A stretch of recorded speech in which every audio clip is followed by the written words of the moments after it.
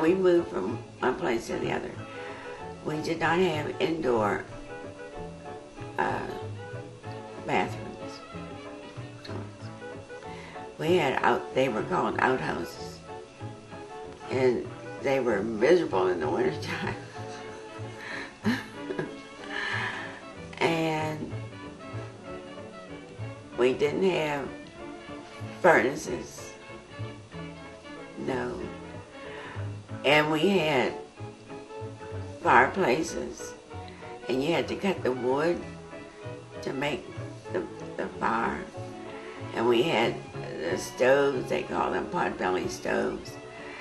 You would have to cut the wood and make the fire inside the stove, and that's how you did your cooking, because we didn't have gas at one time.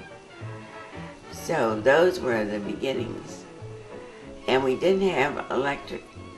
They had those kind of bulbs that radiated light. I don't remember what fabric, what material they were made of, but you couldn't dare touch them. If you did, they would burst. I remember my first radio broadcast. It was KDKA. As old as KDKA radio is, that was the first radio broadcast. We didn't have one. But when there was a radio, you had the horns and nothing like the button or anything like that. You get the sound through the horn.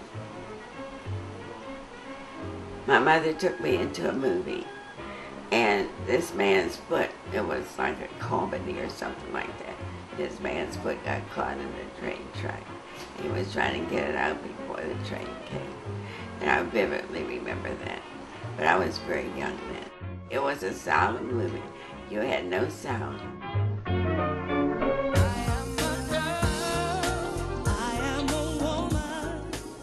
After my car accident, I was not able to go into nursing as I had dreamed.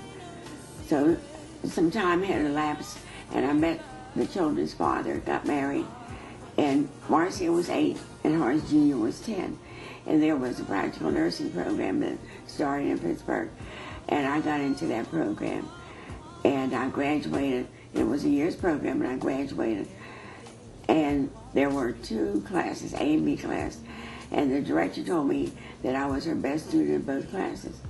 And she recommended that I should go to the Allegheny General Hospital and work in the emergency room. But I couldn't do it at that time because we were in the cleaning business, and the business was going down. And I wanted to go over to the business and try to bring it back up and save it. And that's why I didn't go into the emergency room. And after 3 years, I went and took the state boards, and then I got a job first at a maternity hospital, and I worked there for a year.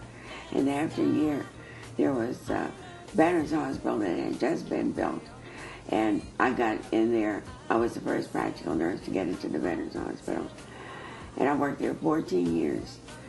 And in those 14 years, I was assigned to any seriously ill patient in the hospital. After 14 years, there was another program that started. It was a professional program for nursing. It was at the community college. And I heard about that one, and I went over and applied, and I got into that program. And that was the first professional nurse program in the city. And it seems as if I got into the first of any project. And I graduated from there, and I got a job at the Pittsburgh International Airport. And I worked in the first aid room 8 years there.